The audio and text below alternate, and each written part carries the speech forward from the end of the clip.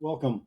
For this tutorial, we're going to go over the supervisor, manager, slash admin, how the roles relate to each other, how they relate to other companies that are set up in the system. So with that, to add a supervisor, you would go to security and supervisors. You see we've got a manager here. Now, a manager for this application is more like a general manager, a GM, who is over direct line managers or supervisors. So we create a supervisor and assign employees to that supervisor. Then if the extra level is needed, we create a manager and then assign supervisors to that manager. Any employee that we have given access to the supervisor would then be seen by the manager. We could also assign direct reports to the manager that are not included in the supervisor, such as perhaps the supervisor themselves, which are typically not assigned to themselves to be able to modify or approve their own time cards. So we could assign them directly to the manager on top of assigning the supervisor to the manager, which would only encompass their employees that they're able to view. So we click on supervisors and we click add new supervisor. Login name would be their email address, then their first name, their last name, then their email address again. If this supervisor needs notifications about lunches coming up that haven't been taken yet, specifically for California, we would need their cell phone number here, and you would need to select their carrier. They would also get other notifications, maybe that they had exceptions or things like that. Then we determine what role we want them to have.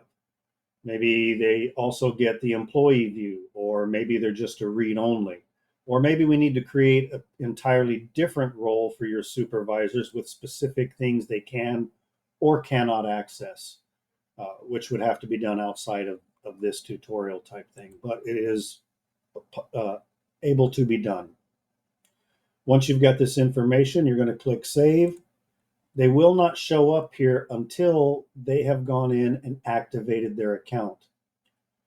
Once they've activated their account, we can then assign their employees.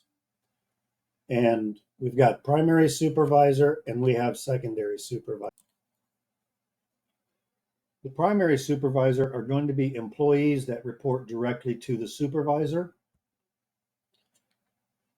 The employees under secondary supervisor would be employees that perhaps they report to a different supervisor, but they also perform functions in a job for the primary supervisor.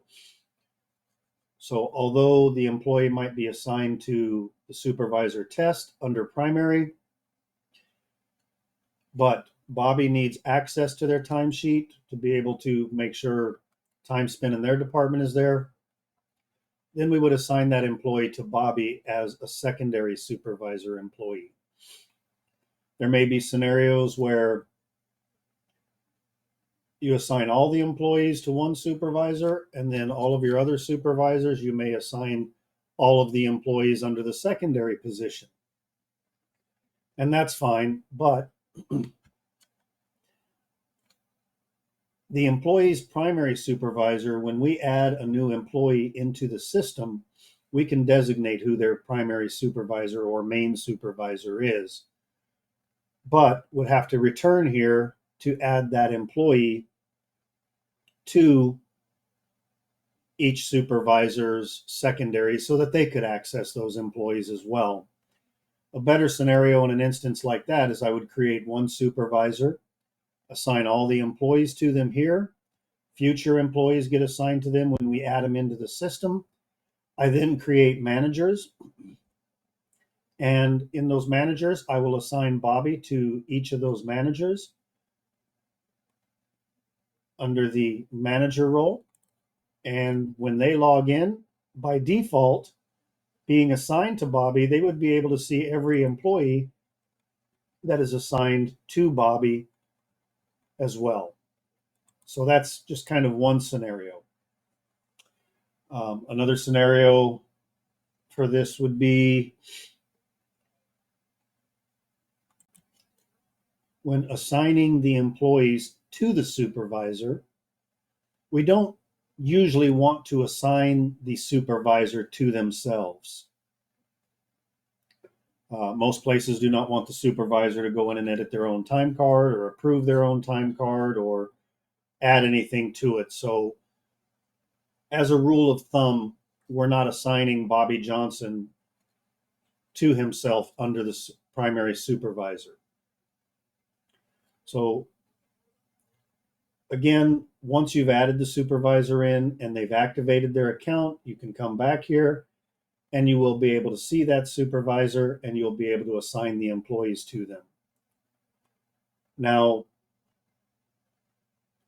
in the event you always want the employees assigned to this one, or you've got multiple supervisors and there's different types of employees that get assigned to different supervisors, we have the default profiles.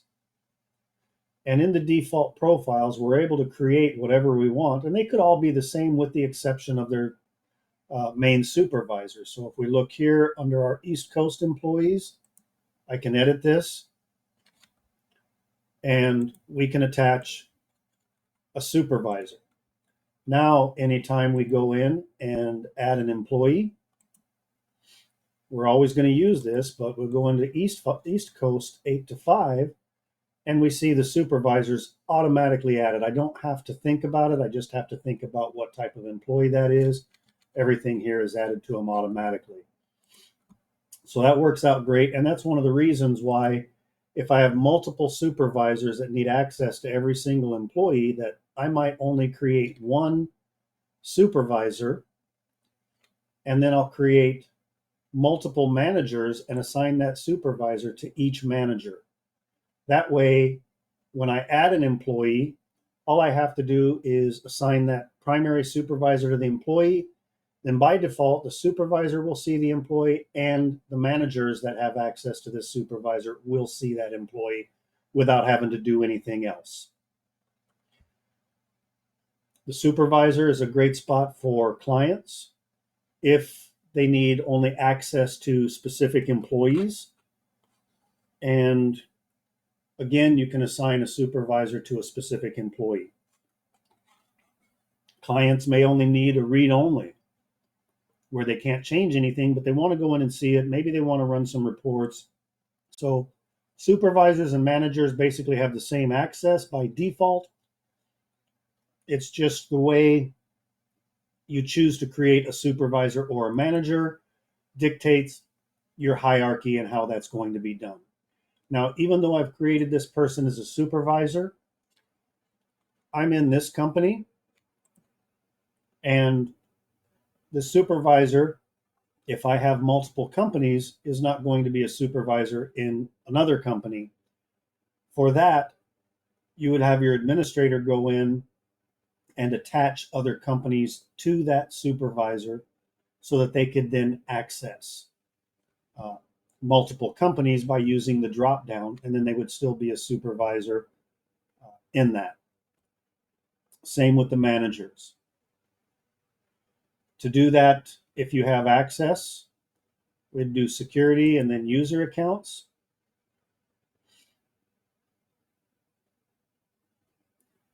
I would look for Bobby.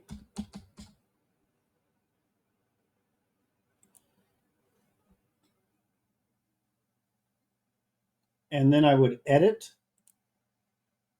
And this is kind of outside the company, if you will, more along the administrative of all companies. So when I click him on edit here, I see his main stuff. I see the default company that's going to open up when Bobby logs in. I can assign him as a supervisor to other companies by clicking the box next to the particular branch or company and come down here and choose supervisor. And I could just continue on.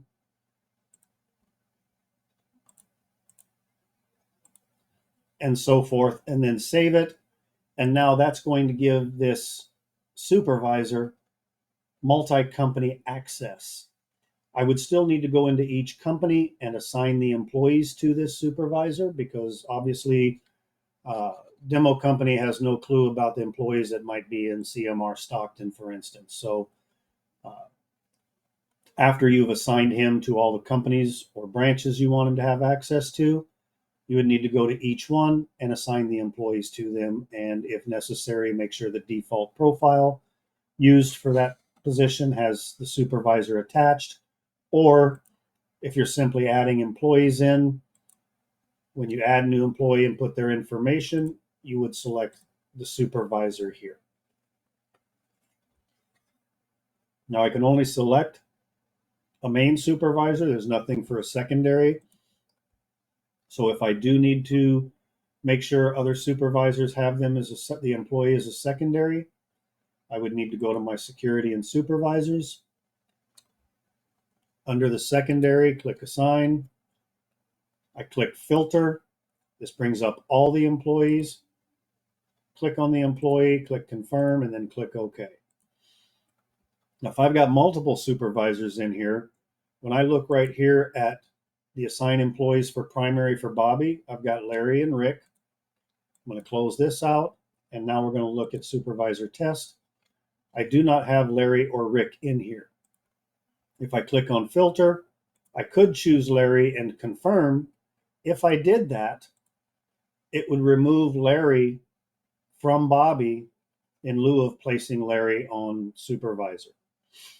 Now, in some instances and setups, it can kick Larry as a secondary employee over here while still being the primary down here if we switched from Bobby to the supervisor test here. So this is how the supervisor role goes. When we look at the managers, we click on manager, and again on the supervisor, before I go farther, by default, no employee is assigned to the supervisor. You have to assign the employees to the supervisor or supervisors manually, either when you add them or by editing the employee details or by going to security and supervisor.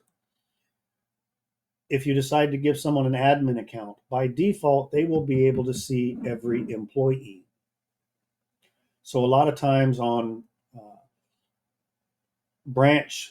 individual branches or general managers, it may be better to put them on a admin account that is not full control, but one that has similar options as a manager would, but they would be admin, so by default they would always see any employee added. The downside to that is the approvals, because if we make them an admin, when they go to approve their employees, it would show up under the admin approval. And maybe that's okay when you have a lot of different branches out there and your payroll person just wants to make sure somebody approved the time card. So that would be really the only downside on making somebody an admin, but it's done quite often. I just wanted to bring that up so that you can incorporate that into the whole roles area of the software.